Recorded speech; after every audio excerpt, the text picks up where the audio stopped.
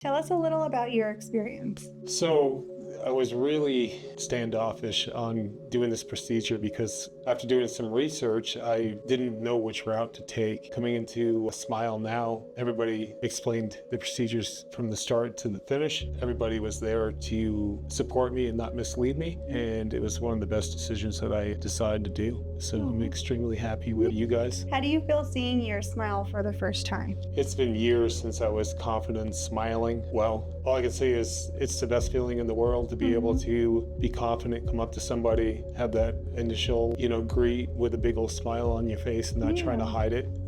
So it was the greatest feeling. Did any of the concerns you had before treatment actually happen? No, like I said, it was explained well. I knew what I was going into. Any concerns that I had coming out crooked teeth, the procedure wouldn't take or something of that nature, it was false. Everything is great. I'm perfectly 100% happy with my new smile. How has your confidence changed since the procedure?